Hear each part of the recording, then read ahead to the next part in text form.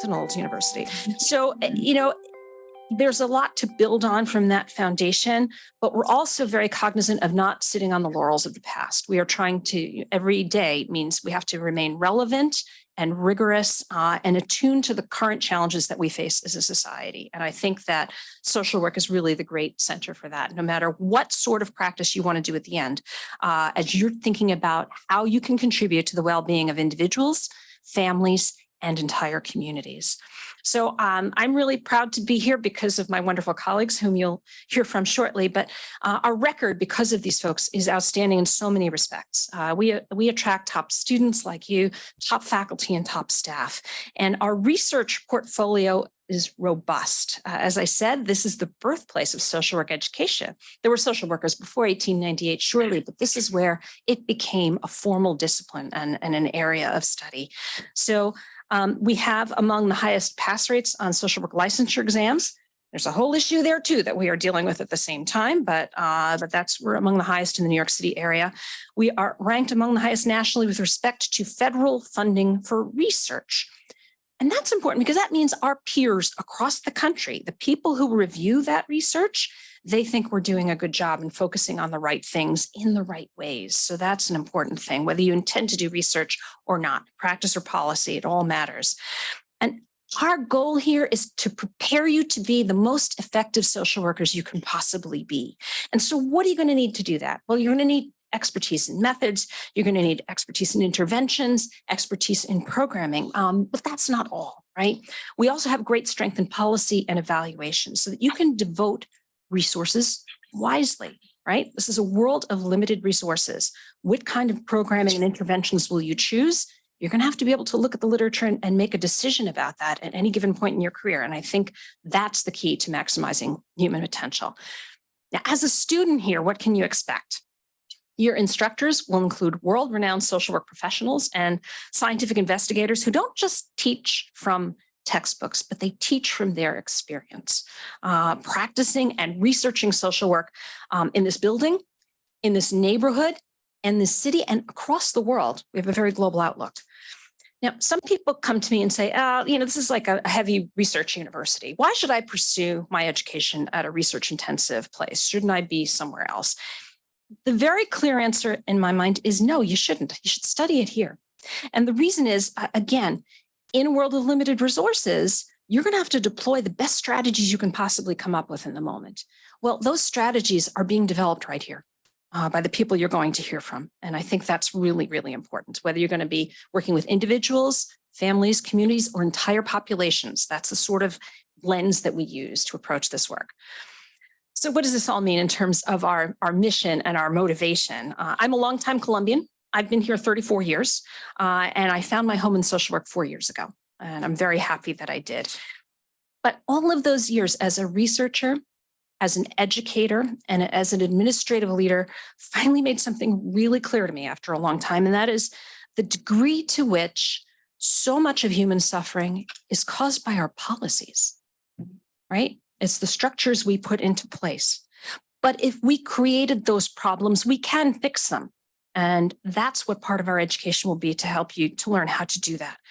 So our faculty, I'm proud to say, are working on some of the thorniest issues we face as a society, whether it's economic opportunity and mobility, racism and anti-racism efforts, opioid addiction, immigration and migration, the aging population, emerging technologies, and so on and so on. That's all going on in this building. So I'm going to give you just a couple of quick examples, if I could. There is a major project going on here now to address the opioid epidemic, which I don't have to stress the importance of to you, but across New York State, looking at 16 heavily affected counties, trying to reduce the cost or the incidence of opioid overdose and deaths by 40%, and working intensively in community engaged ways so the community has the opportunity to weigh on what they think the best strategies are and what they think the biggest hurdles are. So you can learn from professors involved in that research. Second, we have a new minor, a couple of years old now, but it's in emerging technologies and social media.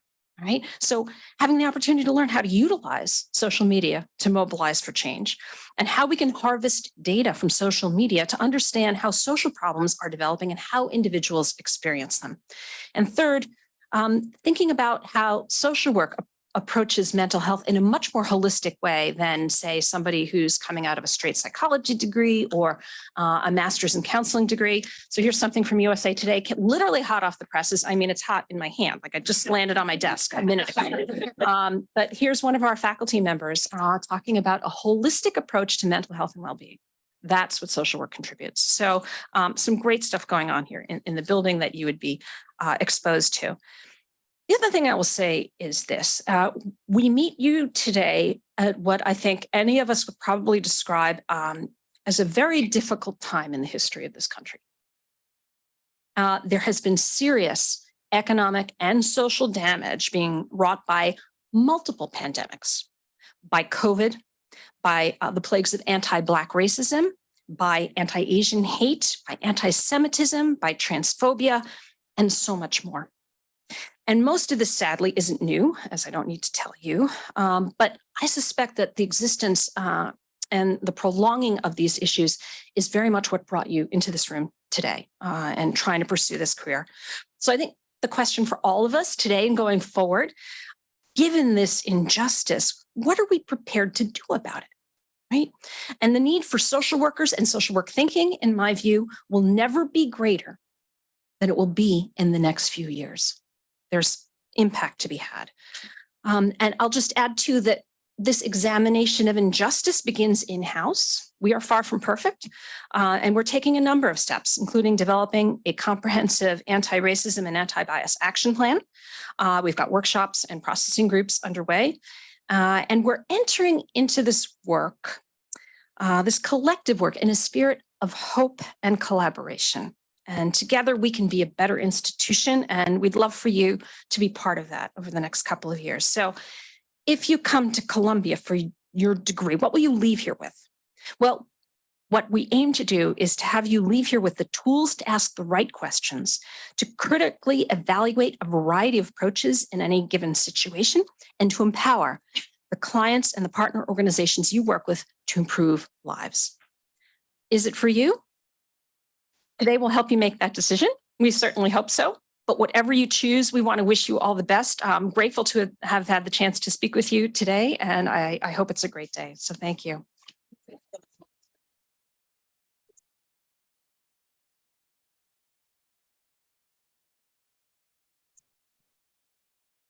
Thank you, Dean Begg. Can you hear me okay? Yeah, okay, great. My name is Richard Hara. I'm a lecturer in discipline at the School of Social Work. Been here since 2010. I'm a 1999 graduate of the program, so I've seen it from both sides of the fence.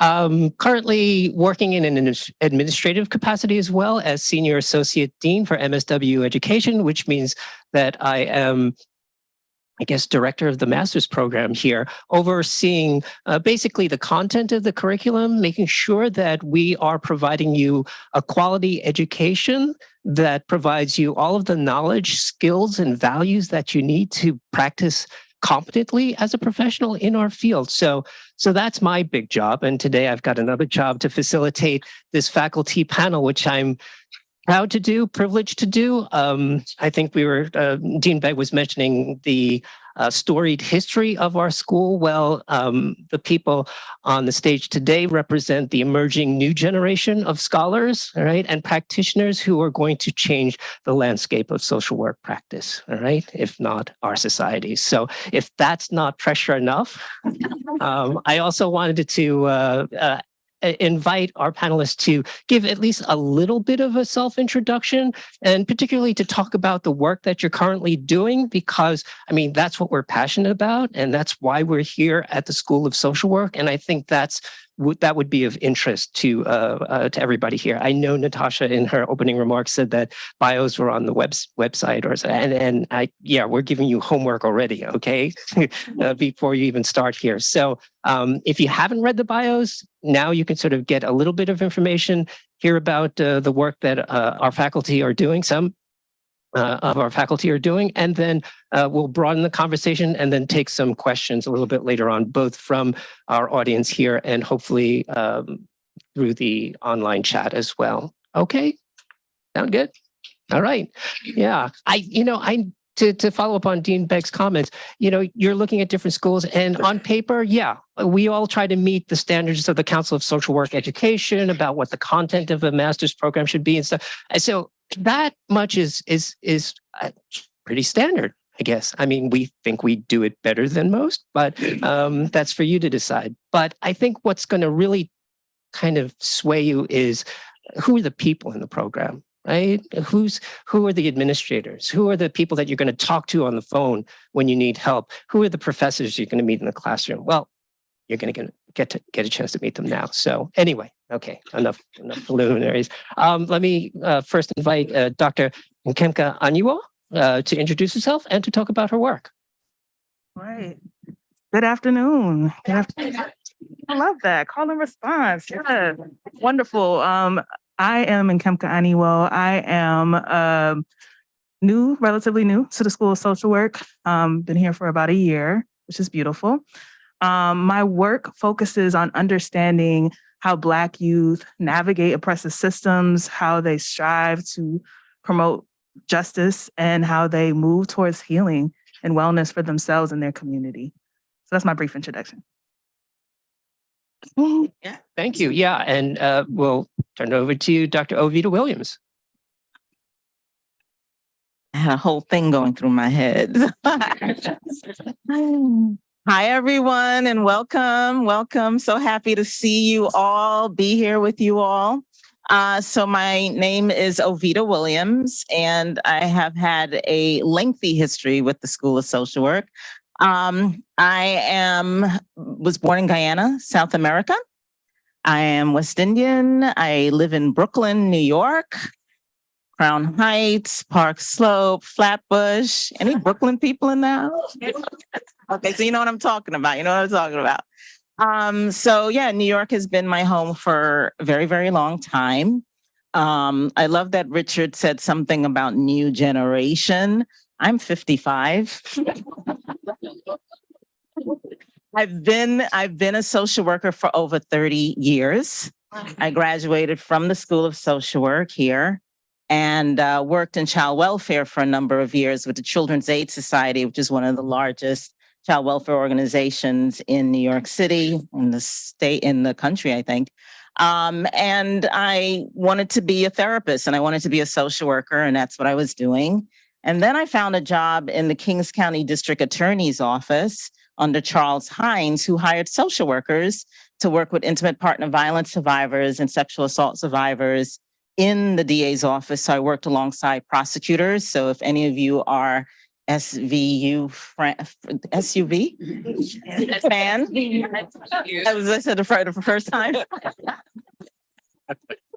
I love forensics, but I can't get those initials. So I ran the counseling services unit in the DA's office for those years that I was there. And I was also supervising students. I was a field instructor and an advisor. And then a job opened up here at the School of Social Work in the practicum office, in the field education office. And so for 18 years, I was an associate director in the field department. So that's a whole part of my career as well. And now I'm a lecturer in discipline. I got my doctorate at City University Graduate Center, which is a great program too.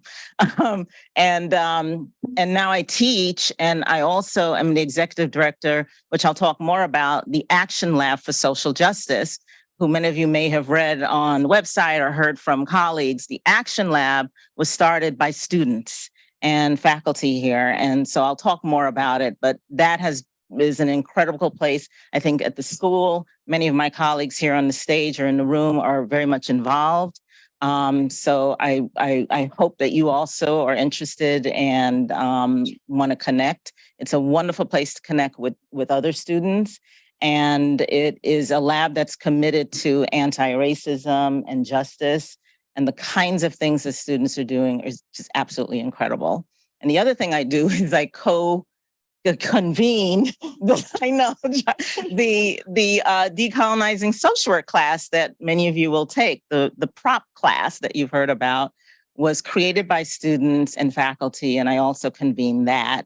And very excited about, again, the direction that Melissa talked about, where the school is. I've been here for over 20 years and seen so much. and was sitting right where you all were, not thinking that this is where I would be. So I'm happy to talk to any of you individually about your own journeys. So welcome. Dr. Charles Leah. I'm like, I should have went first. But good afternoon, everyone. Nice to meet you all. My name is Charles Lee. I'm an assistant professor here in the School of Social Work, and just completed my first year with Dr. Anyo as well. My work broadly, in terms of my research, focuses on mass incarceration, healing, and Black youth and young adults. And this work is really driven from both personal and professional experiences. You know, my family's from New Orleans and they moved west during the Black migration. And it was there that I realized that we were raised during the war on drugs. And so I saw firsthand how people in my family and community cycled in and out of the criminal legal system. And, you know, early on, I blamed them for staying in that, but it wasn't until I went to Berkeley undergrad and got my MSW at Michigan, where I really learned a lot about these larger social structural factors that really shape behaviors and decision-making at the individual level, and really want to engage in work that really helps to change, as Dean Begg mentioned, a lot of these structures that really shape the outcomes and experiences of people who are impacted or affected by the criminal legal system. Forgetting what I was saying. I'm not leading or directing any centers here at all. I teach a class, a mini course focused on mass incarceration and reentry. And so I think of a lot about my lived experiences surrounding that, as well as the research experience as I engage in that course with folks who decide to enroll. I'm also interested in teaching research methods. I really see research as an advocacy tool to create the social changes that we hope to see. And really, a lot of my work is really centered around promoting equity, justice, and liberation, and abolishing systems of control. So it's nice to meet you all, and I'm happy to speak with you more as well after the panel. And finally, Dr. Natasha Johnson, to introduce herself, please. Hello, everyone. I'm not sure if this is on. Yes. Yes. Okay, cool. So I'm Dr. Natasha Johnson, and I will start with where I'm from. I'm from Detroit, Michigan. I think that's always an important place to start. Any Midwestern folks in the house? Okay, well, I didn't say Detroit specifically. I had to broaden it. So happy for you all to be here. So I want to start with, I think the question is, who am I? Okay. So I am also just with Dr. Aniwo and Dr. Lee. It's my first year. We just finished up our first year together. So it was so great to be here with them. And Dr. O, I talked to her when I was doing my campus visits in terms of the schools I was going to work at, and the work that she's doing with students was really motivating to me. It's probably one of the reasons I was really excited to come here, not to just do the work. My work centers around Black youth resilience and thinking about mental health thinking about resilient pathways for them so that they can succeed in educational context, which I think is extremely important for upward mobility, for health, for quality of life decisions and choices. And when I came to visit the School of Social Work and met with Dr. O, and I was hearing about all of the work that she's done within New York, but also within the school, and the way in which students were motivated to be a part of the work, to be a part of the conversation, and that student voices were valued in a way, that classes were made for that. It took time, but things changed. So I thank you. I really appreciate the conversation and connection we had when I first started.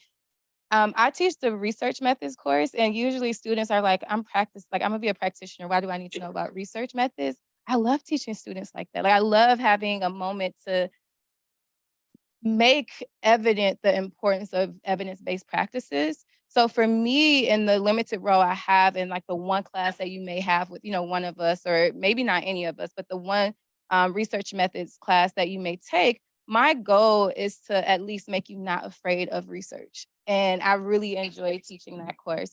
So I'm also available by email, by phone, if you all like that, by Zoom. That's the thing that's more frequent now too, to continue conversations with you all. But welcome. I'm happy you all are here. Thank you, everybody. And I guess I didn't introduce or give you my background because I guess I'm a panelist as well. So after I graduated from this school, I went into medical social work. I worked at hospitals. I was an oncology social worker at Memorial Sloan Kettering here in New York City, and also for a nonprofit organization called Cancer Care, where I was a program director, but continuing to do clinical practice. And we were talking about policy and solving social problems. And you know, my work in oncology was not about solving problems because the problem was death and dying. And that's not a problem to be solved. That's something to work with people, to bear witness to, and to sort of accompany them along that journey, and taught me a lot of humility about the kind of work that I was doing and could do as a social work. And I say that just to sort of help us bridge this, just the comprehensiveness of social work as a discipline and as a profession, and how we cover so many different areas, fields of practice, and so on. And also that, as we stress here at the school, that there has to be a connection between research and practice, as Dr. Johnson was just saying. Our practice should be research informed, should be evidence based, but by the opposite token, research should be guided by what's real and relevant to people and the problems that we're trying to help them with on the ground as well. All right. So as clinicians, as practitioners, we have a duty to bring that message back to to academia and the ivory tower, and to research in general. So I wanted to just, as a follow-up question, maybe Dr. Lee, you can talk about that nexus, right? How does research inform practice, and how does practice inform research? I mean, how does your research go into better programs, for example? I think that's something that you were mentioning before. Put me on the spot. I think that, I guess if I'm answering your question correctly, I think that it starts with collaboration, and that research shouldn't be done in a silo, nor should practice, and that we should be collaborating with folks across disciplines and folks within disciplines with different knowledges and skills that help to enhance how we think about the work, how we approach the work, and how reflective we are about how our own positionality and identities are showing up and either affecting the work in a positive or a negative way.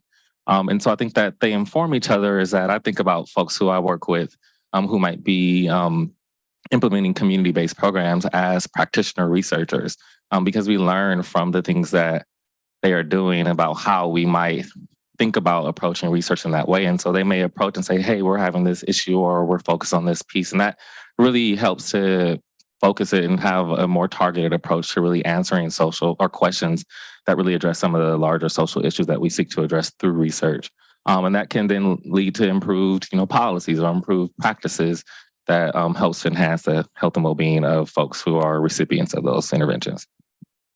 All right, thank you. I can open this up to the rest of the panel.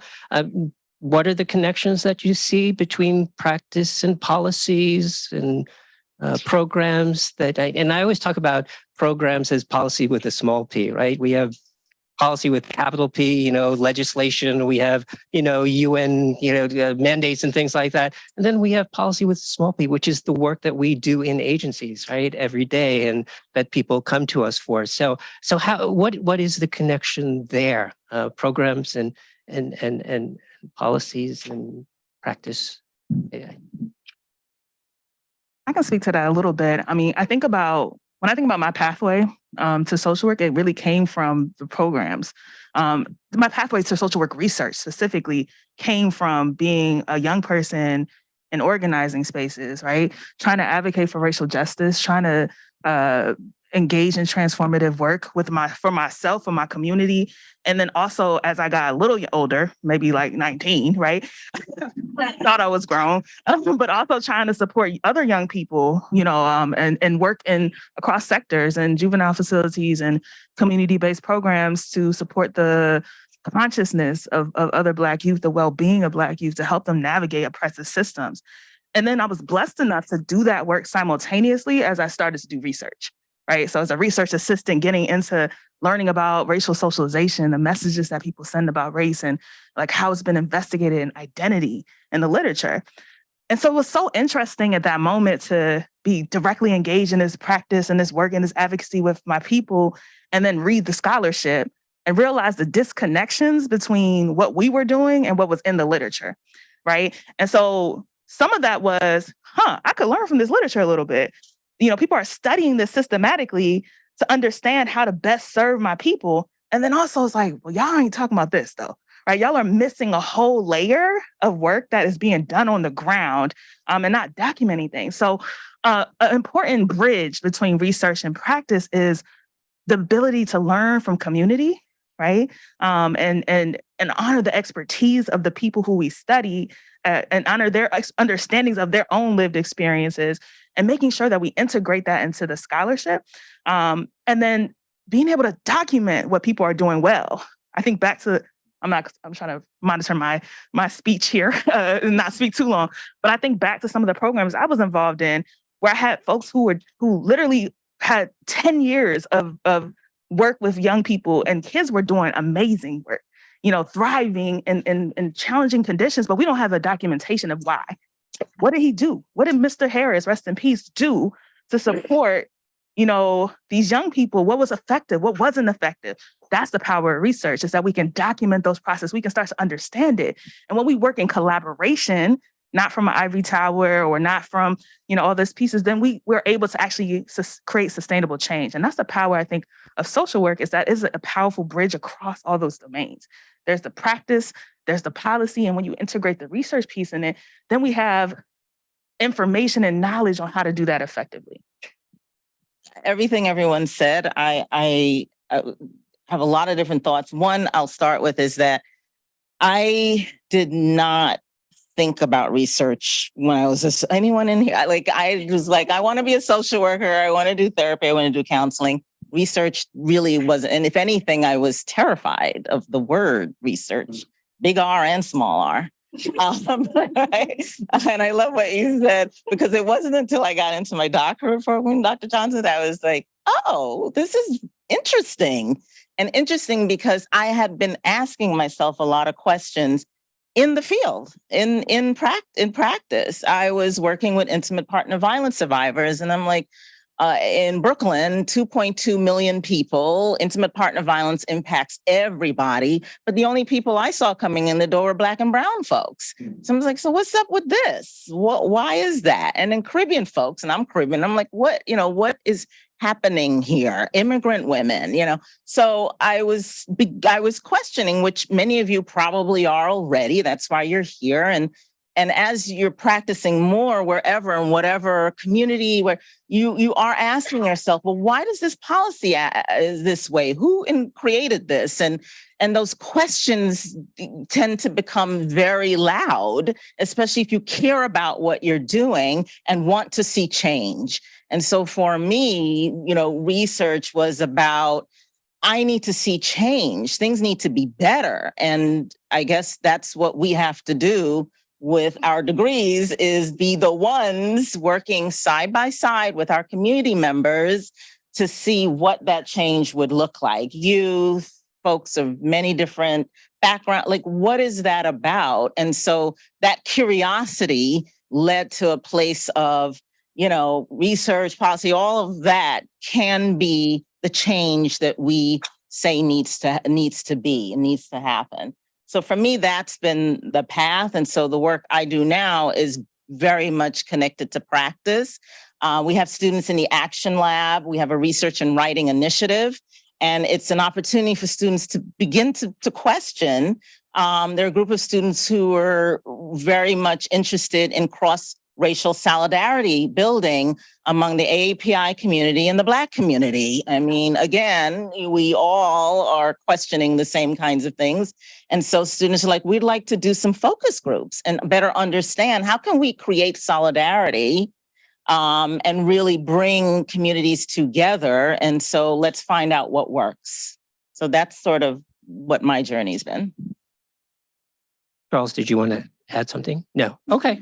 I'll wait for you later. So really quickly, 2 points. So this connection between research and practice, and I think is one of the reasons why practicum learning is so central to your training as a social worker. Being in a placement, working in an agency for a certain number of hours per week, just immersed in what the work looks like, all right? And the kinds of people that you can run into, the kinds of situations that yeah, research is great and articles are wonderful to read and you learn a lot from them. But when I'm sitting down with somebody and I'm looking at them and they're asking me how to explain a cancer diagnosis to a 5-year-old child, I'm not going to get that from a textbook. All right. I'm going to have to put it together and sort of figure out based on what I have in front of me. And this is the whole thing. This is the connection to research. I have to get data. I have to get evidence. I have to get information that allows me to make a sound clinical judgment, the same way that policy analysts have to get data on social problems in order to sort of weigh what are the benefits and cons of a particular policy, or what's going to work, what's not going to work. All right. So that's a connecting thread across all of the different specializations that we offer here at the School of Social Work. It's clinical, it's policy, it's leadership management and entrepreneurship. And what am I forgetting? It's integrated practice and programming. Okay. All of these specializations, you start out with that generalist base, right? Of sort of understanding the different ways that holistically make up a person's experience, all right? And then you sort of figure out, okay, what are my tendencies? Where do I want to sort of become an expert? And some people want to be leaders, right? And as a Columbia graduate, you're going to be expected to be leaders in your agencies once you get out there. You know, they hear, oh, you got your degree from Columbia. You should be a manager. You should be this, all right? Believe me, it's going to happen. All right. Maybe you don't want to do that. All right. Maybe you prefer clinical practice. That's great. But you're still going to use the same set of tools, that critical thinking, all right, that we emphasize here so much at the School of Social Work. And I said these were going to be 2 short points already. I've gone over. And the other one, yeah, we're trying to put it all together, right, in our curriculum for you through practical learning, through the courses that you take, through whatever activities that we offer here also at the School of Social, because that's part of what we call the implicit curriculum. All right. What's happening here in terms of atmosphere, attitude, the relationships that we're forging amongst ourselves as students, as faculty, as administrators, and so on. So just wanted to throw in a couple of those points as well to sort of ground you here to the Columbia School of Social Work. So now that I've completely lost my thread of thought and have no idea where to go with this conversation, is it time to take questions or? Yeah. All right. Why don't we do that? Questions are always better. Thank you so much, panelists. Question about finding the balance between how do you encourage students to find the balance between engaging their school social work curriculum, but also exploring the options that Columbia has as a whole and other courses, other things that could help enrich their experience, but also enrich their kind of clinical practice, their coursework, so on and so forth. What's your name? Jamie? Jamie? Hi, Jamie. So I would say, so part of even at this level of doing work is doing it alone isn't fun, right? And it is actually not healthy to do it alone either, because your peers are also going to be your colleagues. So I think my first response to that is kind of what we've been talking about, is collaboration and partnership, doing it in collaboration with other people, having conversations with, students who are maybe a second year, when you're in your first year, to talk about how they have done it, and to not do it alone. Even if there's a lot of readings, right? And we want you to read, and we have an expectation that you read. And there's ways to be strategic about that, right? Maybe having a reading group where one person read each article and then give a summary of what it is, and you all can ask questions of each other for the article that's yours. But being strategic about doing this in collaboration with other people, because also accepting that it's going to be a lot of work, right? It's going to require you to dedicate time, mental space to it, emotional energy that you may not have, but it will be emotional, because it's not just doing work that's looking at numbers, right? You're thinking about people in their lives. And when you understand and get deeply into how ingrained oppression is in these systems, that in itself can be heavy, right? To do. So I would say not to do it alone, to be strategic about how you do it, and to ask peers and faculty members and other people who have already done it, what are some of their strategies. The other piece, which is interesting, I'm going to give, take everybody's piece of advice, with a grain of salt. Take it as something that could potentially be a tool in your toolbox, but try it out. everything doesn't work for everyone. Sometimes working alone is what works for people. But I will say being in an MSW program like pushes you to try out all the things and to really figure out what works, because it's going to push you past the capacity than where you were in undergrad or where you were in like your workspace. So I would say definitely don't do it alone. I would also add, I would say think about what you include in your personal statement as to why you decided to pursue social work.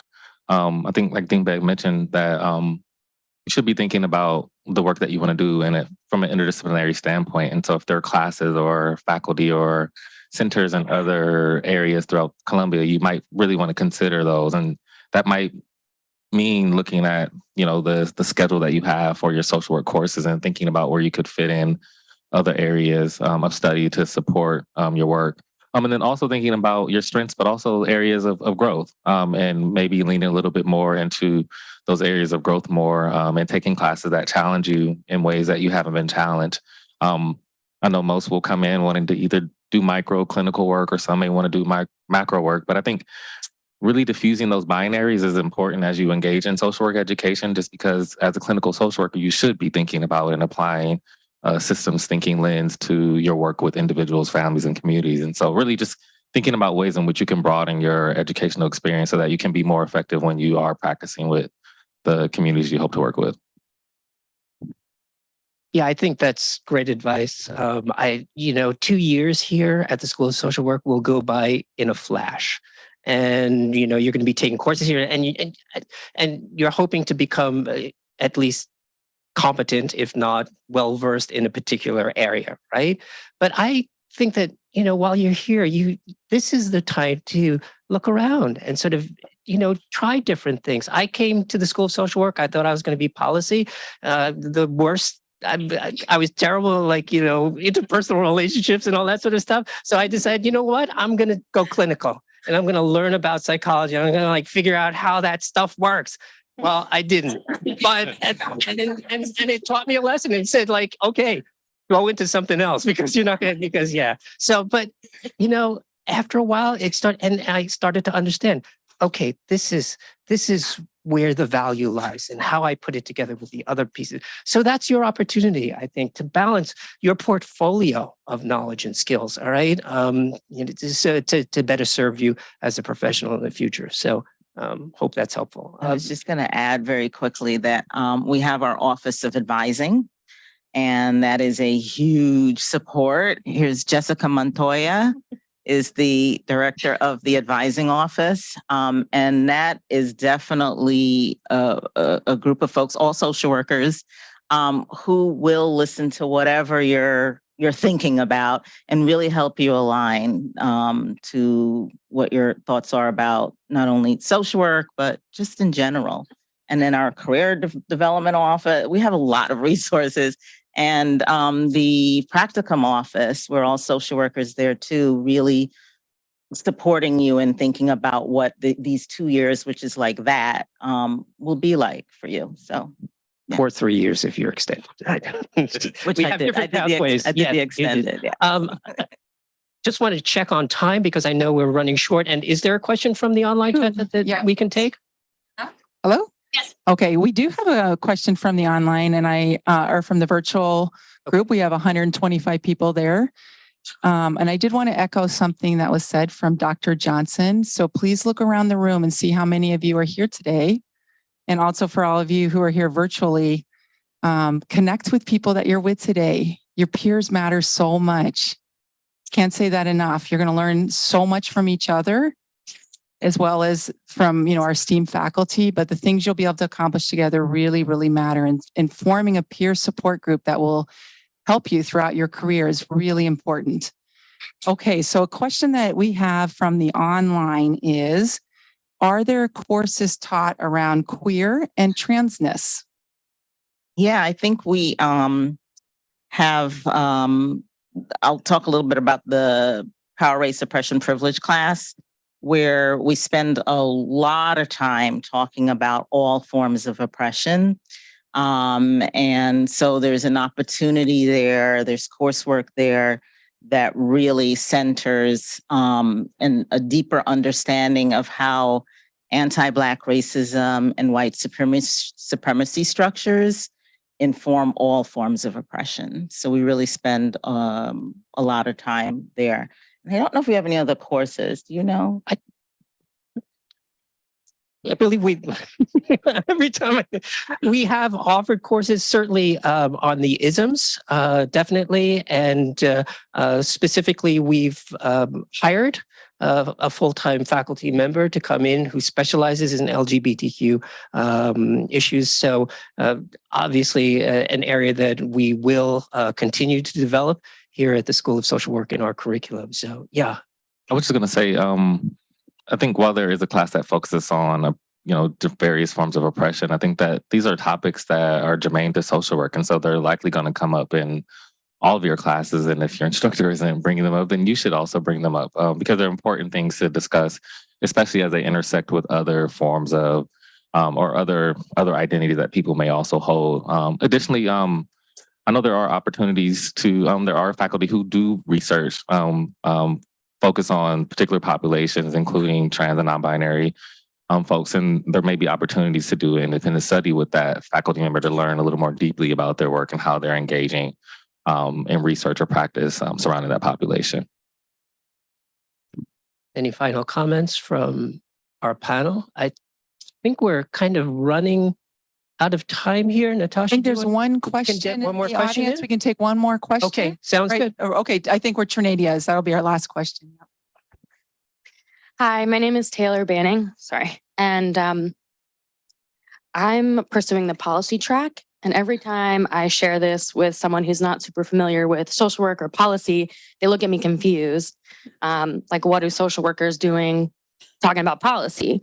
So I'm curious if you can share your experience about how much access or what that looks like for a social worker. How often do social workers get to be at the table to talk about policy? Yeah, thank you. I guess just my reaction to the question is that I think when most people, even academics, think of social workers, they think of clinicians.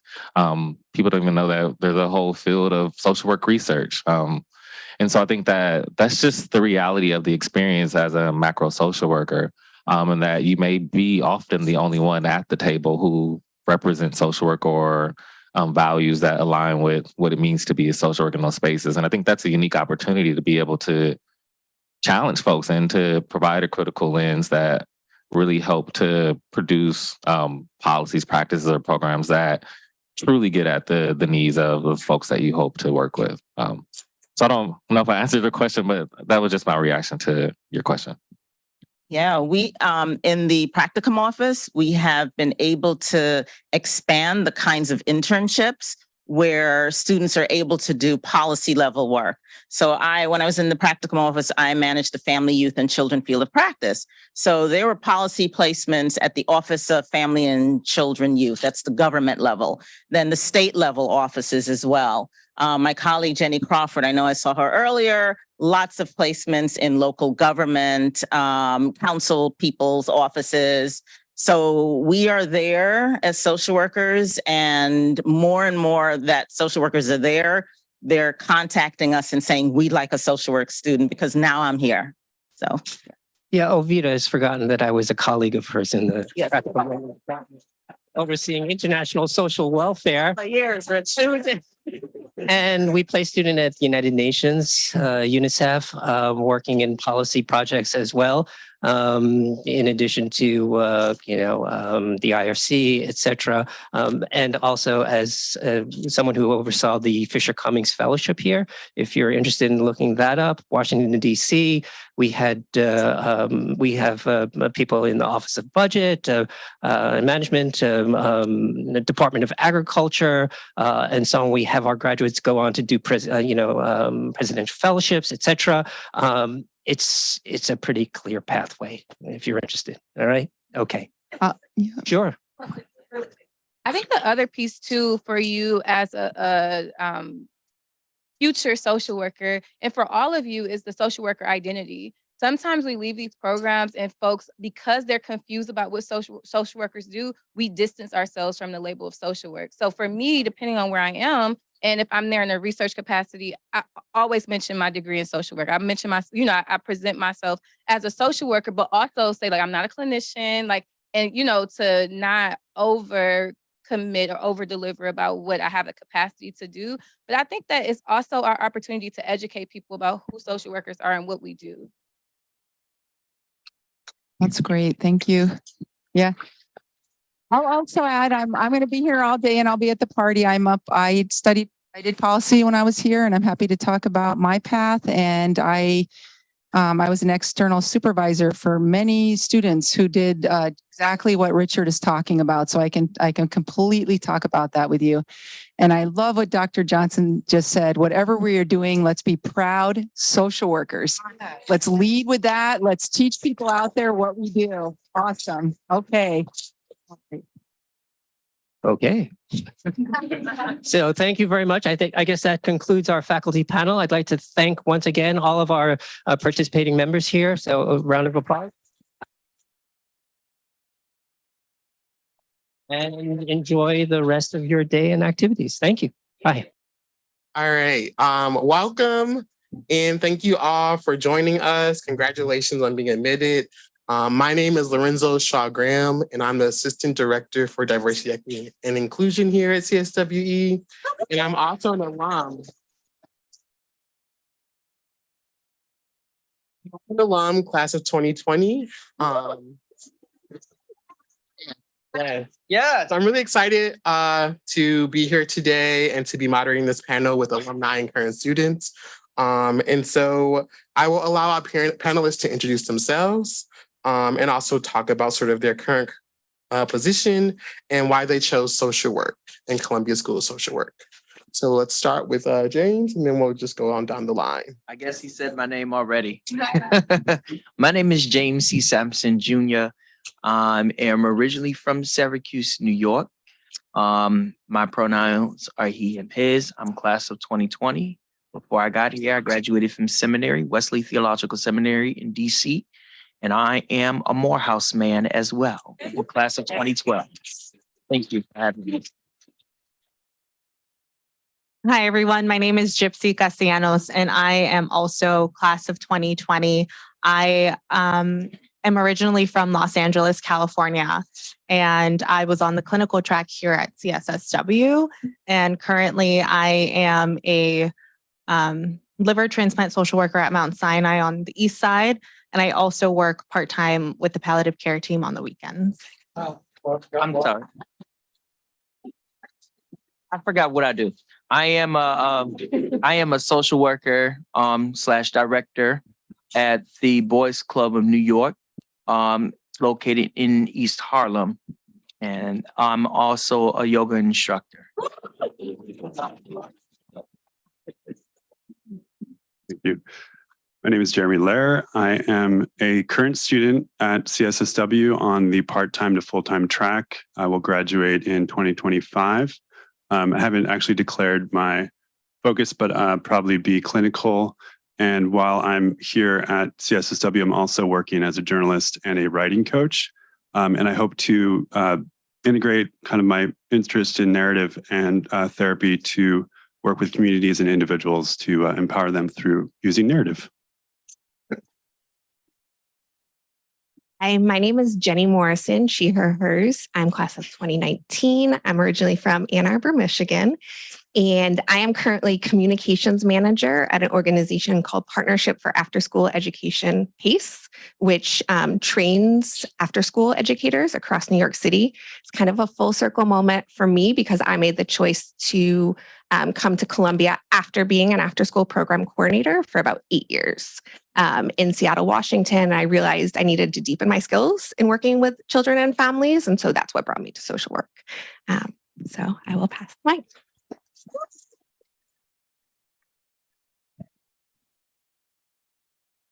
Hello, my name is Aaron Kim. I go by he, him, his pronouns. I am class of, oh man, I'm not going to get a lot of shout outs for this, but I'm class of 2015.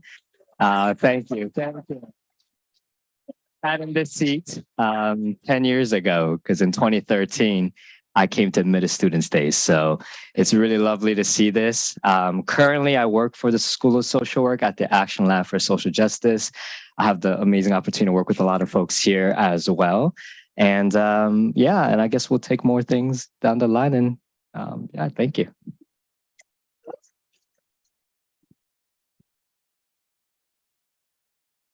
Congrats. Hello?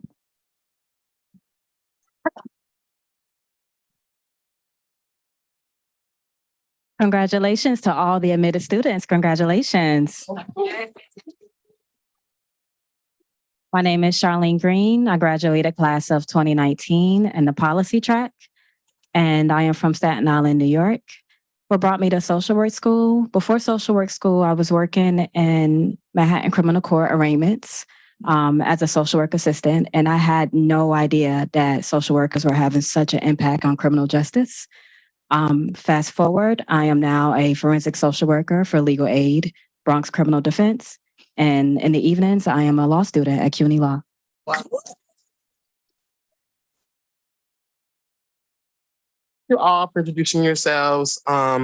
Just, I guess, a quick few housekeeping rules. As I know questions will come up throughout tonight, and we may or may not get a chance to answer all of them, which is totally fine. So I just encourage you all to join the reception.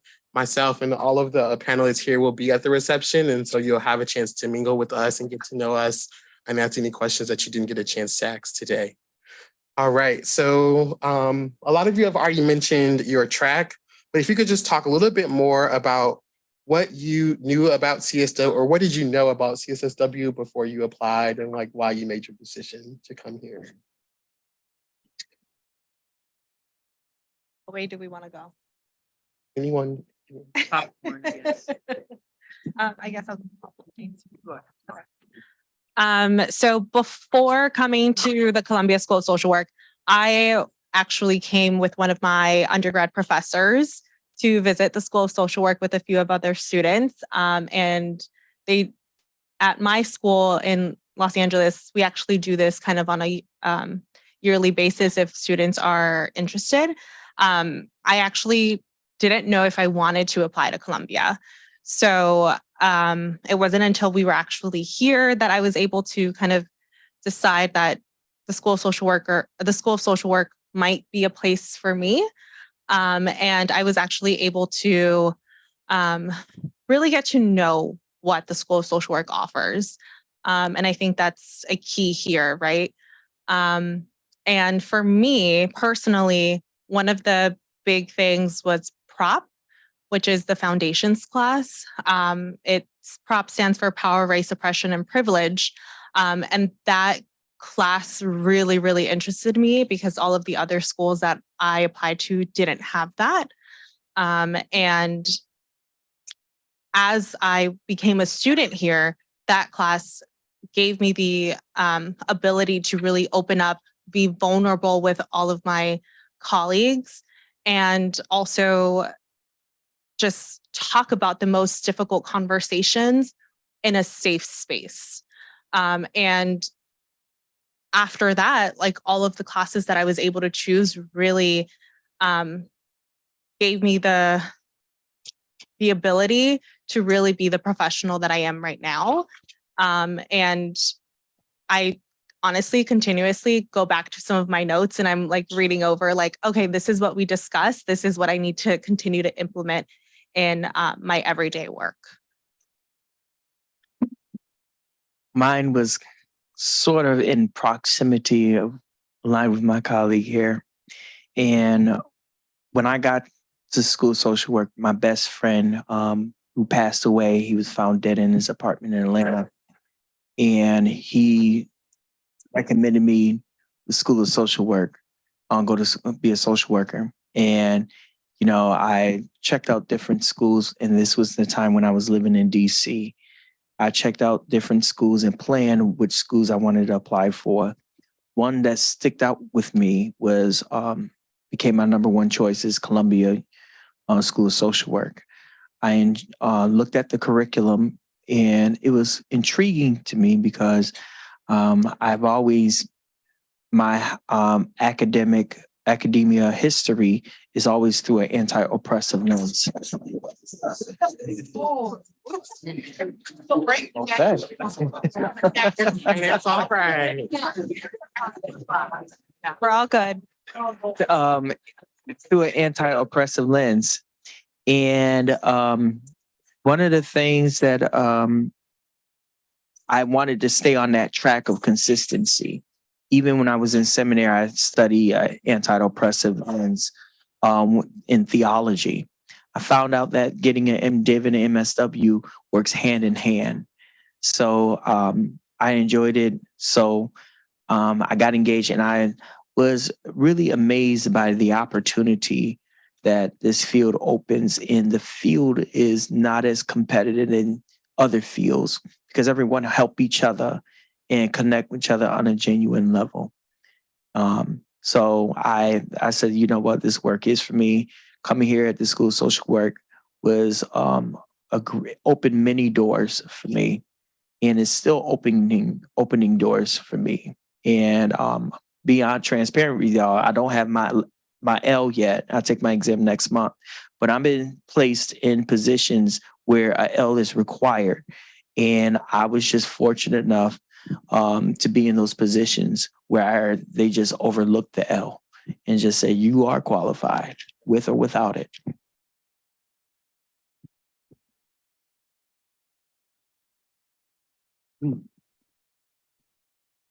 Part of the reason that I chose CSSW was because I have a friend who was running an organization for homeless youth, and he had interns, 2 interns from CSSW, and he kept saying to me, like, they're the most amazing students. They're just brilliant working with the kids, the population that we have at our organization, and to me that made a lasting impression. And so when I was considering which schools to apply to, obviously, CSSW was at the top of the list for me, and I also talked with him and the other his interns to get more feedback about what their experience was like. And also for me, as someone who is involved in anti-racism, I felt like CSSW has like a very, as Gypsy and James were saying, like there's a concrete structure in place. There's Dean Carmelo at the Office of DEI. And I feel like there's a lot of support and structure for addressing issues of racism here. So thanks. So when I was making my decision, there were really 3 factors that were key for me. I was moving from Seattle and I wanted to be in another city. So location was key. It was really important to me to have flexibility in the different pathways because I was like, oh, I'm interested in this clinical thing, but I'm actually not sure I want to be a clinician. I might be interested in doing program development, all these different pathways I saw. And so it was really important to have a flexible degree. And I thought Columbia did a great job with that. I ended up being on the advanced generalist practice and programming track. I always get the 2 P's confused.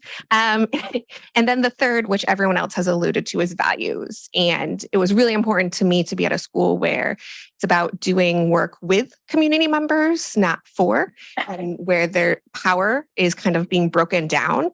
And I was in the first year that PROP was implemented, and I was glad to see that conversation was happening on campus. So those are the 3 key factors for me. While working in Manhattan Criminal Court prior to social work school, initially I never wanted to be a social worker. My goal was to always be an attorney. So I took the job that I felt like would be closest, that would look really fancy on a resume to get me closer to law school. And while there, I was shocked to learn that a lot of the alternative to incarceration programs were actually created and run by retired district attorneys who had then went back to social work school to make a difference. And I was like, whoa, I was blown away. Like, okay. From there, I always knew that I had a prison abolitionist lens, but I wanted to have a tangible working model. So I sought out academic curriculum that I felt like could truly get me there. And what was important to me was academic excellence. I wanted to be the very best that I could be going into law school so that I had a foundation that could truly, truly launch me and get me to where I wanted to be. And I'm proud to report Columbia did not disappoint. If you guys are looking for an institution that is going to truly transform you and help you reach your wildest dreams, this is the place. That's my best friend, y'all. That's my best friend. I gotta say, I'm really just carrying what everyone's sharing about values and their experience. I have my MSW too, MDiv as well, so that's really awesome. I love to connect with you. Yeah. Theologian. So I came out of Drew with my MDiv, and a kind of similar story, you know, working with my local community and just realizing all the people who were doing everything, running things, collaborating, were social workers. I was like, I'm in the wrong place right now. I gotta find my way into the School of Social Work. So I applied to Hunter, Fordham, Rutgers, and all that. And I sat here just like you 10 years back thinking, am I going to make a decision if they all say yes, which would be really nice. And I think one of the big factors for me was at that time, it was formerly known as the Social Enterprise Administration. It's the LME track today. But for me, that was a really important factor to come into school because other schools didn't have that track.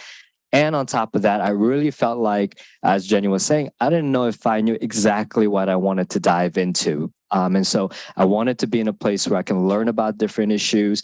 I can actually meet some amazing people, faculty, staff, colleagues. And that was a really important factor to me. And it's so interesting, like I find myself back here at school working for the Action Lab for Social Justice because that is an area where there are so many different types of work and research going on. And I get to be a part of that and working and supporting faculty and students, other colleagues. So for me, it's made a huge difference to be here and to be in this LME track, the SCA track at the time. And so I'm very grateful actually to be here and to kind of pay back and pay forward in this way. So thank you all. So I want to pivot just a little bit. And so if we could talk a little bit about the different kinds of extracurricular activities that each of you are involved in or were involved in, what led you to be involved, so why you joined, and what kinds of events did you do with those clubs or organizations? So I participated in the Black Caucus group in my first year. And then second year, I was one of the leaders of the Black Caucus group. This is not strange to anyone. This is quite familiar. There's not that many Black folks in this field. Shout out to all the Black males that's in that corner over there that I see you, because there's not a lot of Black men in this field and it's much more needed. So we focus on a space and having that space where everyone can see each other and acknowledge each other's Blackness. Happy belated Juneteenth to everyone.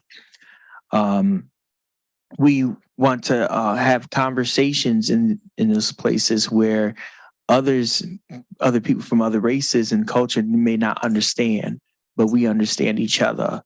And how do we engage in those conversations and infuse those conversations? And some people are ambivalent to initiate those kinds of conversations or in the level of anti-Blackness and the conduct of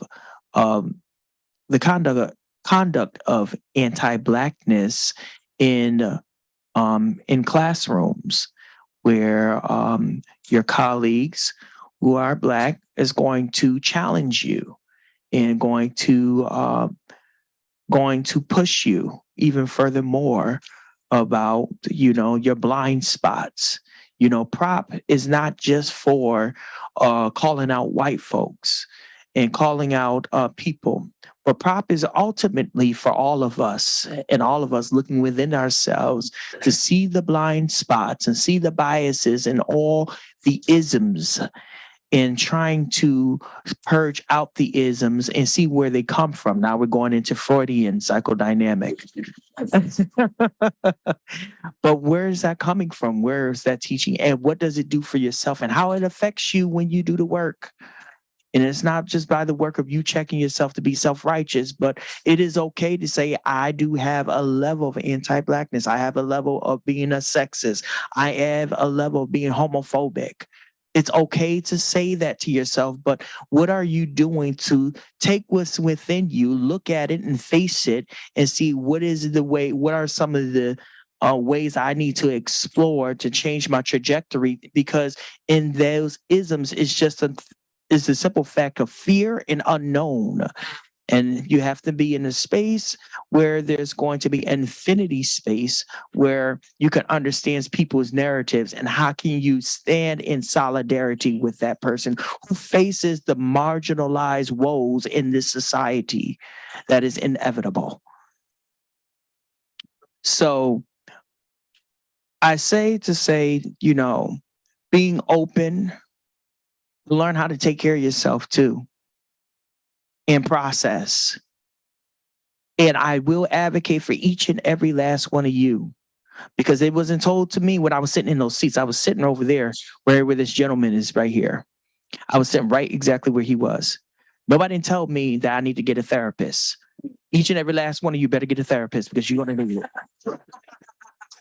You're going to need a therapist. I'm telling you, this work will drag you to the ground and drag you through the muck without even you knowing it, because you may operate in autopilot mode. And I'm talking about from a place of experience.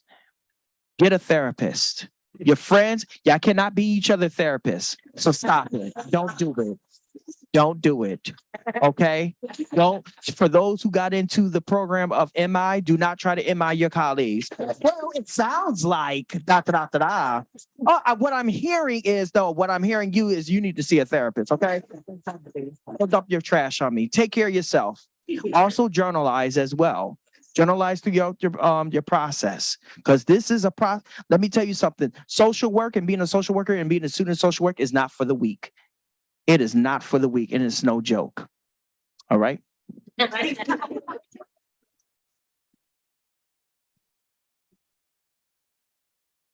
don't know how I'm going to follow that up. James did an amazing job. But during my time at CSSW, very similar to James, I was in the Latinx caucus. I really wanted a community here for myself. I left my home right out of undergrad. I moved to a new state. I didn't know anyone. And the Latinx caucus just really infused everything from home. We really became a tight-knit family. And even to this day, some of those people that were in the year prior, I'm still calling them. I'm like, what do I do? What's going on? And we really become not only a family, but we became mentors to the years below us. And in addition to the Latinx caucus, I was also with James and Lorenzo. We did a lot of things together. We were also PAC leaders, so peer advocate champions for orientation. We were orientation leaders our second year. So that was amazing to see, really open CSSW to all of the incoming students. So that was a really good time. We also, the three of us, collaborated to work on the People of Color graduation, and we held it via Zoom, unfortunately, for our year. But we did it without a hitch. And then in addition to now, I'm actually involved in the mentorship program that CSSW does. And I still go up to advising and Tomomi up in the career services office. When I was transitioning back from Los Angeles to New York, I actually had a visit with Tomomi. I'm like, Tomomi, can you check out my resume? Can you make sure it's up to, standards? And she also helped me find my job that I'm at now. So everything kind of comes full circle. And that's just a little bit of what I am involved in and what I was involved in.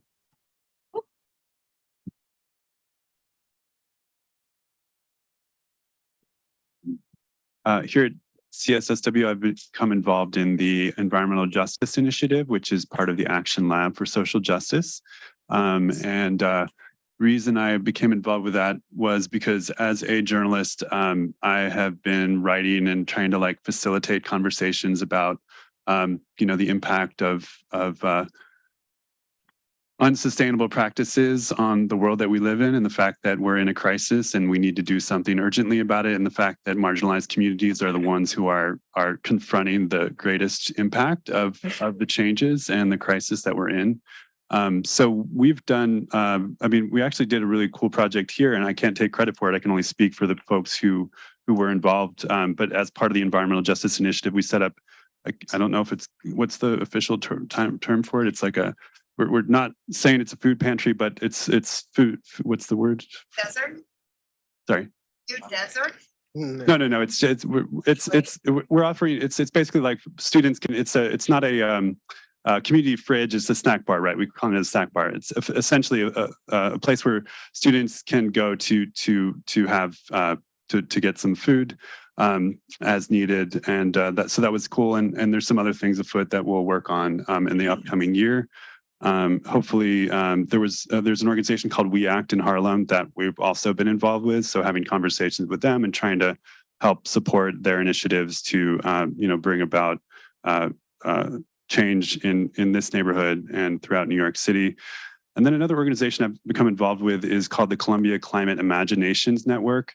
And that's not at CSSW per se, but it's an organization that's related to the wider Columbia community and really anyone in New York who's interested in using narrative and storytelling and creativity to try to do something proactive about fostering change relating to the climate crisis and climate emergency, but bringing a sense of joy and creativity to that. So it's all been really rewarding. And I think as James said, that when you do, and as Gypsy said, when you do get involved in the caucuses or whatever organization, it's just an incredible source of community, collaboration, camaraderie, friendship, inspiration.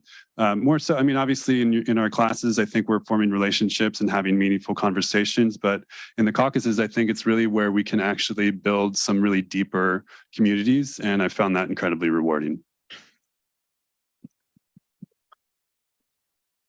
As people have alluded to, there are a lot of amazing opportunities to get involved at CSSW in particular, but also on the broader campus. And so I actually, in my first semester, heard about an oral history program over at the Graduate School of Arts and Sciences, and they were hosting one-day workshops on oral history. I was like, oh, that sounds really interesting. I am also interested in narrative and storytelling and how narrative can be a platform for social change. And so I ended up going to that one-day workshop and then getting more and more involved. And eventually I ended up applying to do the Oral History Masters of Arts program over there. So a master's program after this one. And so just highlighting there are amazing opportunities both locally here and broadly in the many different graduate schools and schools within the university. But it does take a little bit of research to find stuff.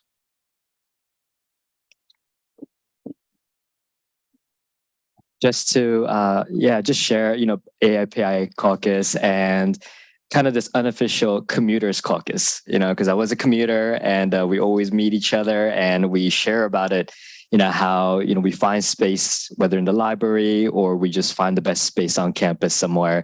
And I think for those caucuses or any kind of groups that, whether it's school-wide or across the schools, you never know how you come back with people, how that builds networking, but it starts with friendship, but then it becomes a real network of all kinds. And so I really, I'd say you got to look out for the stuff. They have a lot of stuff. There's flyers everywhere. There's emails everywhere. I know it gets kind of hard to catch up with everything and you're so focused on your schoolwork and you just so focused on your practicum and you don't have a lot of days. But a lot of these groups, they're not asking for 5 days. They're not asking for 4 hours, 20 hours. It's an opportunity to take bite-sized opportunities to connect and see what that turns into, and see how through my caucus and groups, I realized, wow, these folks are like celebrating their 10th, 15th, 20th year in the field now. And I'm really happy to, celebrate them. And it's all through those opportunities. Classes are big, the school is big. These are great opportunities to look out for. And there's plenty of things right across, there's Teachers College, Barnard, different schools and campuses where they do a lot of partnering, sharing of buildings and friendships. And a lot of folks here are doing that already. And I want to just encourage you, don't get like overwhelmed. Like if I join this and I don't commit, then I can't. I got to pull back. I got to step back. I think it's just an opportunity to step in and recognize everyone else is very short on time. And it's an opportunity to, take that and just humbly go into it and say, hey, I got a lot to learn. Who do you know? What could I learn more? What could I go to something with you? Because it's hard to go alone to a lot of these things. And so I'm thankful for my group, my caucus, and this panel as well.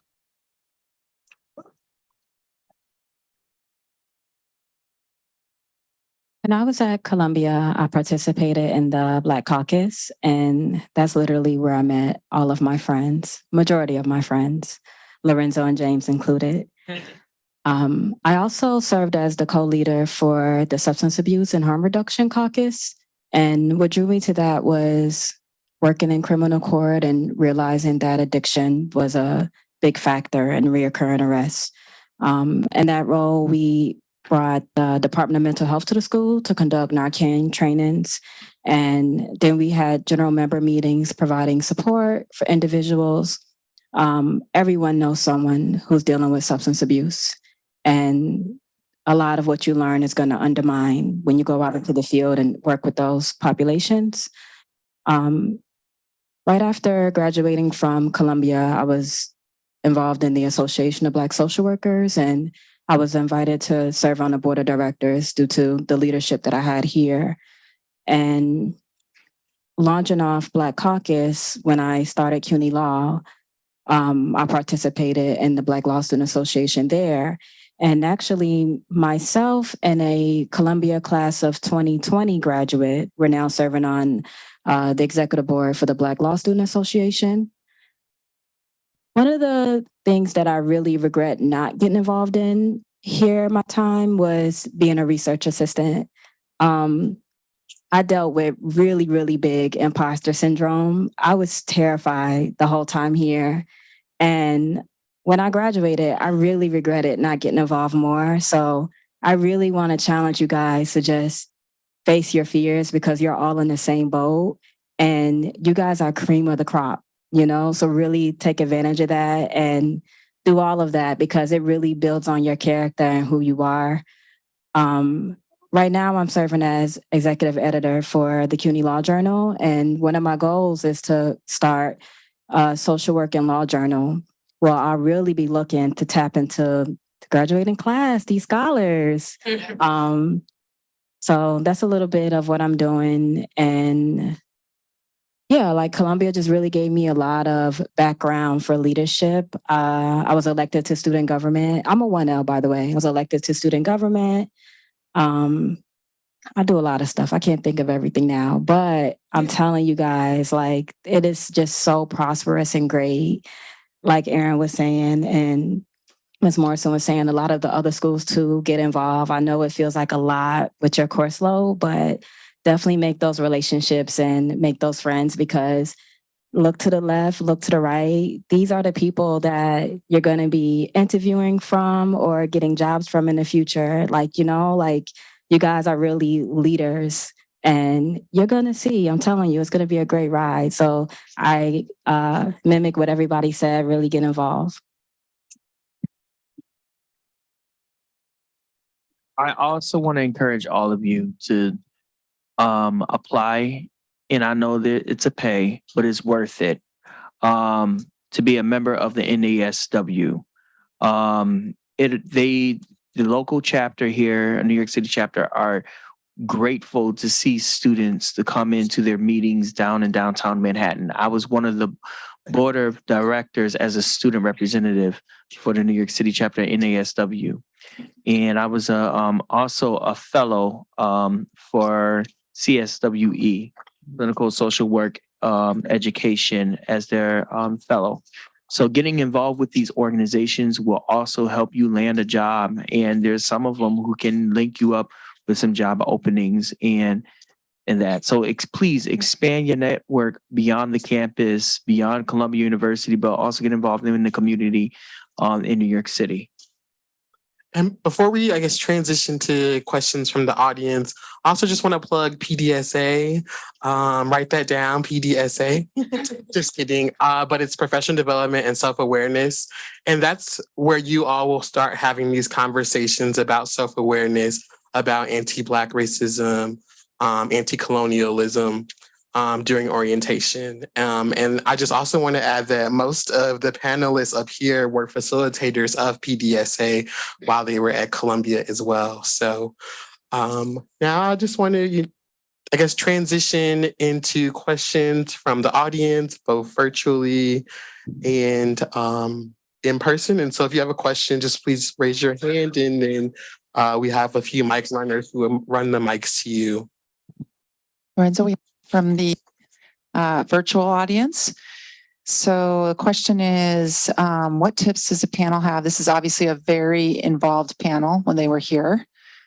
How did you do it? How did you balance all of this? And how could somebody, you're wondering, how can I be successful at balancing all of that and doing it? We've heard a few things, but are there a couple others that you might add? I really color coded everything. And you know, you link your computer to your cell phone. Honestly, that's how I kept organized. You know, aside from being involved here on campus, I also worked a part-time job my first year. And I actually forgot to mention I worked part-time for the admissions office my second year. So color coding, time management, it's really your best friend. I remember my first year, I was doing laundry and reading my, you know, everything at the same time, because we have to make, you know, time with the little that we do have. You know, if you're commuting, take your readings, read on the subway, read on the bus, read in your spare time in between classes. I know it's, you know, a time where you can conversate with your colleagues, but they might also be having difficulty in the class just as much as you are. So that's a good way to also network and, you know, do everything that you have to do together. So what I did was I helped and I grew a network before I came here called Black Men in Social Work. Now it became an organization and is chartered. So I will go back to my colleagues there who are Black men to give me some pointers and keep me grounded and everything. And I'm a person of faith, so prayer got me through. Praying got me through. If whatever faith that you have, you make sure you hold on to your faith, because this work can be detrimental and it can't question. But as I was saying to myself, I said, I'm glad that I can lean on a rock that is grounded and keep me from withering and keep me from tearing. But this work has made me going through that journey and going through that experience of balancing everything has kept me grounded, including my values as a Morehouse man. One of the pillars of a Morehouse man is to be well balanced and making sure that I have that.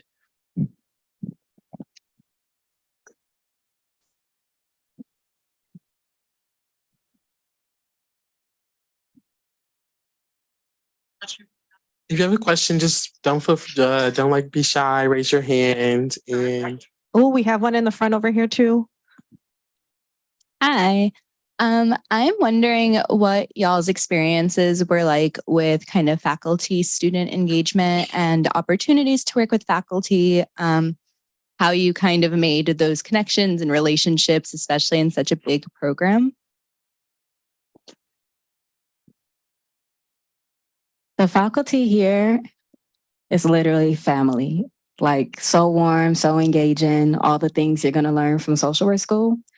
Karma doesn't know this, but I adopted her. She's my adopted mom. And to piggyback on the first question, she literally got me through social work school. I was not this polished stone that you see. I was a mess. And Karma cleaned me up. Seriously. But also to that point, I can tell you that literally my favorite professors here, shout out to Dr. Mincy, he teaches economics. Still my mentor to this day. All you have to do is reach out. Dr. Heidi Horsley, we're Facebook friends. It's really that intimate and they're really there for you. They're really here to champion you and be a part of your journey. And if you have research interests, anything like that, I mean, they will catapult you and get you exactly where you want to be. And can we just take a moment so we can all know who Karma is? She's been mentioned a couple of times. Raise your hand, Karma, back here in the corner. I'm the senior substitute for DEI enrollment and community engagement. And hopefully you will see a lot of me academic year. I love to adopt all the Black men that come into our program because they are so cute. Social work school, but I also do have a marginalized identity across the board. If you feel the imposter syndrome, please come see me. I keep chocolate in my office year round. And also just come and pluck this chocolate. We have a lot of support here. And thank you, Tanita, for giving me like 2 minutes to say that. And I have an amazing team with Lorenzo, and Sarah. You'll hopefully see at orientation. But please know, I can't say it enough. Beyond building those building community and those networks, have a lot of support here. We really do have open offices. We really do want to hear your stories. We want to support you. Charlene is not a mess like she said, but I always tell students to understand the difference between help and support, right? Help is if you don't have capacity. Oh, sorry. Help is if you don't have capacity. Support is if you just need someone to be your champion in the background. And that's how I see myself 99% of the time. It's just, yeah, supporting you and not necessarily helping you because you have the capacity. That's why you're here. And I'm done.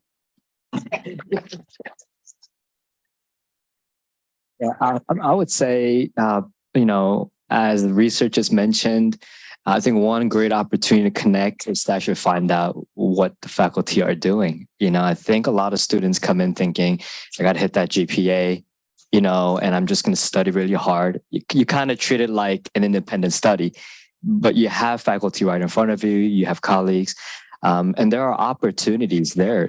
Faculty are researchers, right? They're not just proctors, lecturers, right? They have a very unique role here. And so figuring that out, finding what that is, connecting with folks, they're so open here, they have offices here. You can, reach through email, send a few emails if you don't hear back because they're busy too. But as long as you're reaching out in that way, whether, before or after classes, those are really good opportunities because a lot of folks probably didn't take that many research opportunities as they would have liked to, maybe in hindsight, I shared today. And so I'll find out what they're doing and ask if you can help and support, or let's just learn from them in what they're doing in their research. I just want to echo that I also had a hard first year and had a faculty member who was tremendous and just really warm. And that's my experience with faculty overall. So really grateful to the faculty here. And there are also a lot of really great support offices. So career services came up. I had to plug the writing center. I worked there for 2 years afterwards. Adam and his team are amazing. And the Action Lab and Aaron and Dr. Oviedo Williams are phenomenal. And it is such a connected space. So both faculty and staff here do a tremendous job supporting the next generation of social workers. You get a question over here. Right here. Yeah, I was asking what was what would you guys say the biggest challenges outside of like the finances and the time management? Like what was the like truly the biggest challenge in your studies, like throughout your time here? Like honesty. The biggest challenge is your colleagues who may say some things in the classroom. Then it's like, wait, what? That could be activating for you and how to address that problem and address that issue. And this is the time where your caucus can come in. Like for an example, you know, I had a lot of colleagues who were talking about me and got tired of me saying as a Black man because they didn't understand the lens in the world that I live in, that I come into to value and to make myself validated. And I was hurt by that. So I expressed that in our Facebook group. And then you could see all the comments are going back and forth, all the groups. So we had to bring the caucus leaders together to create a MOCA to talk about the level of anti-Blackness, Asian hate, and everything from colleagues where I always advocate to hold each other accountable. That's going to be your challenge because there's some professors who may be there, but they may not facilitate a safe space for you.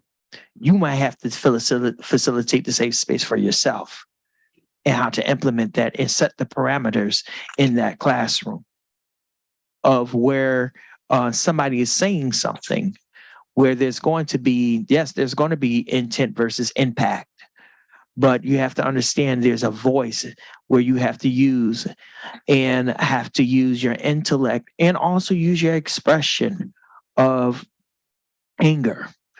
And that is normal to say, you know, this makes me angry. When something is said about this, when there's an article that is given in the syllabi that is talk about it, and then somebody going to say something, I'm guarantee you in your 2 years or 1 year or 3 years or 5 years, I don't know how long y'all going to say up in here, but somebody is going to say something out of pocket that sounds out of pocket in your ears. And it's not for you to just bite your lip or bite your tongue. Because I when I came in to Columbia, they know me. I said, if anybody say anything crazy, you better hold on to your wig tight because I'm about to snatch it off. And I trust me, I collected a few wigs, quite a few wigs that's hanging on my wall. You hear me? Yeah, the Hall of Wigs. Okay, but you have to hold each other accountable, including especially those who are Eurocentric folks up in here, white people. Hold each other accountable. It is okay to say, you know what you just said, it was not cool at all. You don't have to be nervous or anything. Hold each other accountable and everybody each other accountable. Don't bite your tongue. Don't bite your lip. You pay too much damn money to be quiet in these classrooms and up in here. This is your space. Take it, or you can leave it. Take it. Mic drop.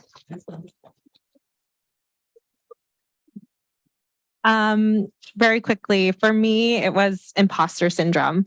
As a first generation Latina, especially at an Ivy League, I didn't really believe that I belonged here for a very, very long time.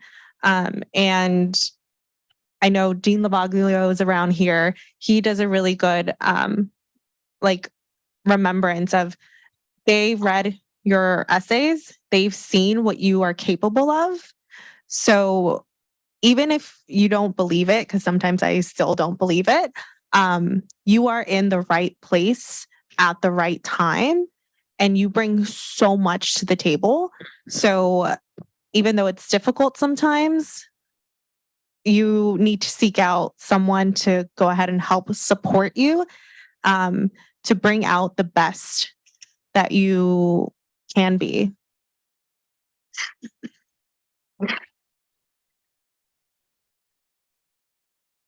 Okay, I think we have time for one more question. I think we had a question over there. Where's the question? Right here. And just to echo, we will be at the reception. So if your questions aren't answered here, we'll see you after. Okay. Hi, y'all. My question relates more to the connection brought up between writing, using your space, like using your story to tell and highlight social issues, addressing them and everything. If any person involved in that could, because I saw a few, could talk more about the connections that could be made here. Because as an aspiring writer, like I want to be able to understand how to connect those two things better.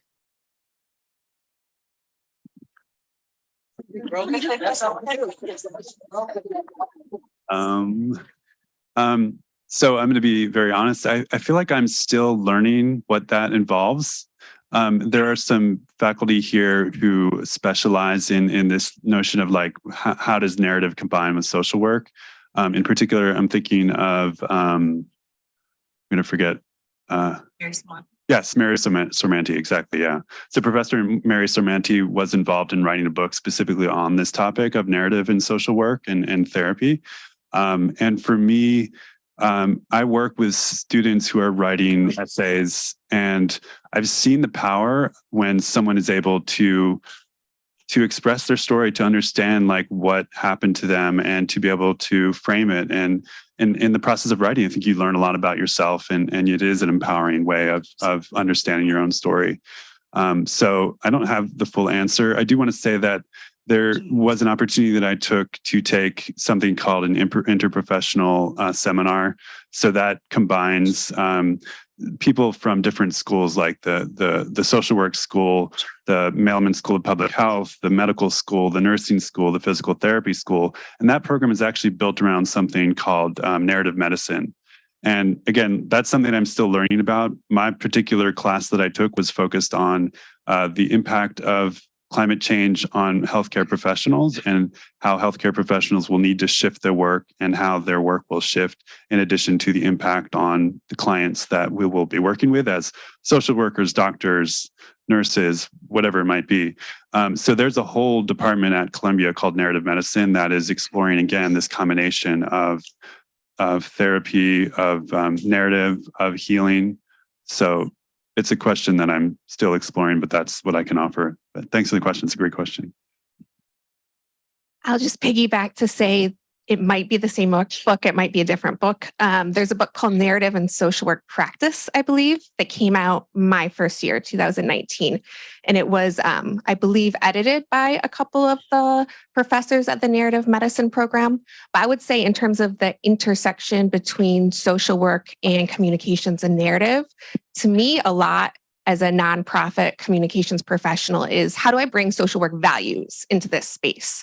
So often communications in nonprofit spaces are, play into tropes or biases or so many different things, don't allow communities to tell their own stories. So for me, it's about, giving people the autonomy to use in the platform for their voice and their story and their words, not how I want to interpret it. And I think that advanced generalist practice and programming gave me a great way of thinking about social work values that I've then taken into my work afterwards. But I'd be happy to talk more. I can talk about this topic forever. I love it. As a forensic social worker, I literally do that in my practice. I write the sentence and recommendations for persons indicted on violent felonies. And part of doing that, we take the narratives and the history of someone and we articulate it in a way that humanizes them to the court. And so in doing so, we really have an opportunity to view their trauma in a way that has impacted their reality, from everything from their environment to their interpersonal relationships with their self and their community. And although I was on the policy track, Columbia is so rich that it essentially prepares you for everything. And the 1 and 2 clinical classes that I had, I was able to really delve deep and get insight into cognitive behavior therapy. I also had opportunity to participate in a motivation interviewing lab. And what we found was that experience was so enriching that it really enabled me to do what I do every day. So the opportunities are definitely there. If you're a writer, I think you should definitely look into forensic social work as one of your internships. We would be happy to have you as an intern. But yeah, I hope that answers your question. Unfortunately, I'm not going to be at the reception, but I think my contact information, the school has it. Everyone is free to reach out to me, and I really encourage you to do so. Imposter syndrome is real. I always felt like I wasn't good enough to reach out to my professors, to the alumni. And you go to these panels and people are like, hit me up, but then you don't do it. Hit me up. I will actually respond back. I will help you out.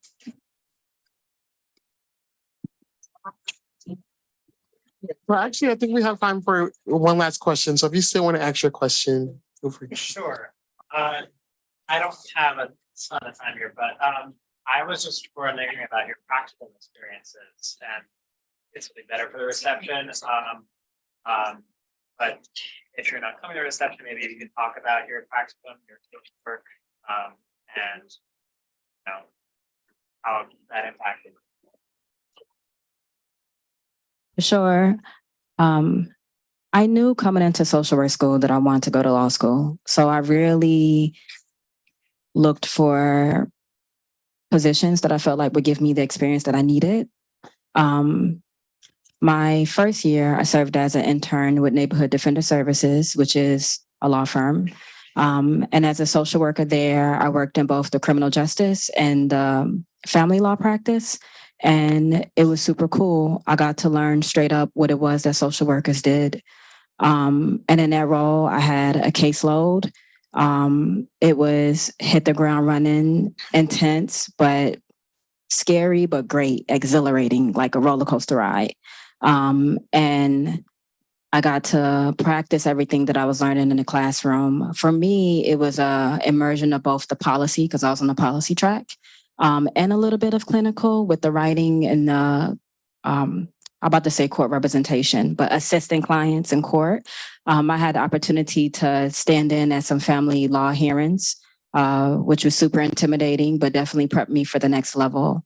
And then my second year, I served as a policy intern with the Catal Center for Health Equity and Justice. Catal actually helped write the bail reform bill, as well as the parole reform. So it was a mix of everything, going to city hall meetings, legislative meetings, meeting with elected officials, doing some community activism organization. I know a lot of you guys will be clinical, but definitely branch out. Sometimes we come to school and we stick to what we already know. But it's good to branch out and see what other things could pique you and interest you. So my experience was amazing, but make sure you research it. I know back in the day, they used to have like that big booklet. It may be electronic now. It's electronic now. I would also encourage you guys to, if you have connections in the community or you see something you really want to do, hopefully I'm not misspeaking, reach out. If the institution will be willing to sponsor you as an intern and Columbia agrees, it can be a unique opportunity for you. And Benji, if you have more questions about that, please hit me up. I'm on LinkedIn, Charlene Green. Whatever you want to do, there's a pathway for you. My first job at a social work school, it was the people I worked with at Neighborhood Defender Services that like really pushed me and provided the letters of recommendation. So it's really a continuum. It keeps going. And I sat in that seat where you are. The person before me sat in my seat. My intern advisor actually graduated from Columbia School of Social Work like the year prior. So it's a never ending link, and we're all here for each other. For myself, I was placed, it was unique, right? Because I'm in the SCA track and I see a lot of AJPP folks and clinical folks on campus. And so, but I had an opportunity that was kind of a mix of policy and LME, which was great. It was macro. It was something that I was looking for. And, you're always going to be put in the ground kind of, in any kind of, I feel like, a placement or practicum. And so for myself, it was at ECPAT USA, ending child pornography and trafficking at the prostitution and trafficking at the time, but they rebranded. And I think a big part of the work was really understanding how you can do the macro and feel like you're it's practical, that it's making a difference, that policies make a difference, that you can follow up on policy. It's not just about putting one down. You have to actually see if it's on the ground being practiced. And so that was a wonderful experience for me as an alumni and as somebody who wanted to remain macro and learn more about different issues going on. And then I think I got offered my first job through that right after. You know, they sat me down, and also the person before me who offered me the job was a CSSW graduate as well, a couple of years before and prior. So y'all be in like managerial levels in like 2 years, and so it's good to take like a leadership or managerial course too, because you know, they'll take the best clinicians and ask you to manage. And so I really highly recommend taking some sort of leadership managing course or track.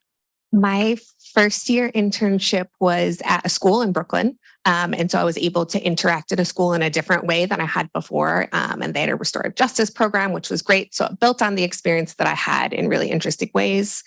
+1 to being open to whatever comes in terms of and how your interests evolve more specifically, because my second year internship, I never would have anticipated coming in.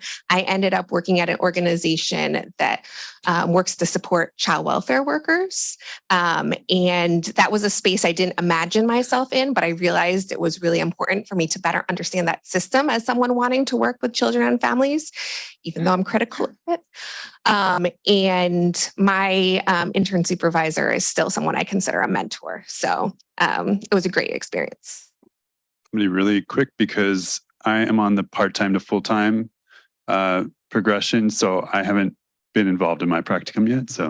So my first year, I was up in Washington Heights in an agency that we provided home visits for new moms, and we supported their newborns to 3-year-olds to building relationships with their mothers. I got to become, I started a program where the moms can learn English with their children as they're starting school. So I was able to do that at my internship. And then my second year placement, I was actually at Columbia Presbyterian in the adult liver transplant unit. And it's so funny now because that's exactly what I'm doing, but I'm doing it at Mount Sinai, and I'm constantly texting my now colleague, my old supervisor, of how we can make this process better. And with the ability of doing groups, my first year, I'm actually running a transplant support group with my colleague for all of our patients at Mount Sinai. So in my first year, my field placement was in Urban Justice Center Mental Health Project downtown in down in Manhattan on Rector. And that experience was remarkable. I also got involved to sit in at the mental health court up at the Bellevue Hospital. It was a remarkable experience, and then learned the advocacy component of the work. But my work was more so, I was on the clinical track. So I was more so in clinical, and I advocated for some clients who almost lost their Section 8. So I wrote letters to the judge and everything. And then in my second year, I worked at our Harlem United at the Willis Green place. It was adult day care program there. I ran groups back to back, and I was given a pretty light caseload. I worked with some clients, and then, it's an interesting moment for me, Gypsy and I, because in our second semester, when spring break was happening, I never thought I was going to say bye to my colleagues, when I was going to say, we'll see you when we come back. And that's with Lorenzo included. But that second year, it has been a paradigm shift and has been a trajectory and a turning point in my life, which I'm still recovering from that trauma, where I had a client where I had to do social work virtually and what social work looks like. I don't think any of y'all going to experience that, but that was an experience for me where social work was a major turning point, right where before I was going to graduate. And, I tried after graduating, I rushed into trying to find a job to support me. And so I was working straight out of New York Foundling. It didn't work out. I didn't like it. Then I got into Catholic Charities as a T-Mobile crisis clinician. I've saved a lot of lives from suicide, and that work really told on me. So I went over to cases and became a family support specialist. Then transitioned into the working as a clinical social worker for the Manhattan Court, for the local court and the Supreme Court. And then, I loved it. I loved the work, and I just missed doing work with children. So then I applied for a job at the Boys Club in New York, in Harlem, and it was my first job in New York City during the summertime. So I worked at the Harriman Center down in West Village, and their clubhouse closed down. I was those last staff. Then they saw my resume. When they pulled up my resume again, and then they just like, oh, James, we know James, just hire him. So they hired me as a social worker at the Gary Clubhouse. And then I met the CEO. I remember the CEO, and I'm starting to work on a project with the CEO as of now. And they haven't had a social work department in 3 years since the pandemic. So I'm rebuilding the social work department from scratch. I'm talking about creating a biopsychosocial out of word processor and doing it from scratch. So I'm appreciative that I'm taking all of the tools that was given to me at CSSW and actually manifesting that. So yeah, thank you. All right. So thank you all again for joining us. And as you can see, we have a wide array of folks who are a part of this panel and who will be at the reception. And I strongly encourage you to reach out to all of us, including myself. I am also an alumni as well. And so I forgot that as moderating this panel, right? So reach out to all of us or any one of us that you feel, needed. And we will definitely respond as Charlene mentioned. And looking forward to connecting with you all at the reception. Great. Thank you. And thank you all so much for coming. And I know we have some wine to drink, beer to drink, and food to eat. I'm excited too, because I got word that they're kind of already over there getting started without us. So we're going to make this really quick. I just want to we have the admissions team here at CSSW, which all of you have been in contact with us at some point or another if you're here. So Anusha is our Assistant Director of Admissions. I am Trinadia. I'm the Associate Director of Admissions. And our amazing director here, Natasha. And so we just thank you guys so much for taking time to come to learn more about CSSW. The panel, you guys are awesome. Like I could sit here all day and just kind of ask questions and listen to your answers. Thank you so much. Thank you, Lorenzo. So we're all going to go just down the sidewalk here to Elysian Fields. They are ready for you with food, wine, and beer, and maybe a little music, I think. And you also have an opportunity to network with these great alums here, as well as some faculty from earlier and other staff members that weren't able to be here today, but they're going to be at Elysian Fields, drinking wine and drinking beer and eating. So you want to come and spend a little time with us. Thank you all so much.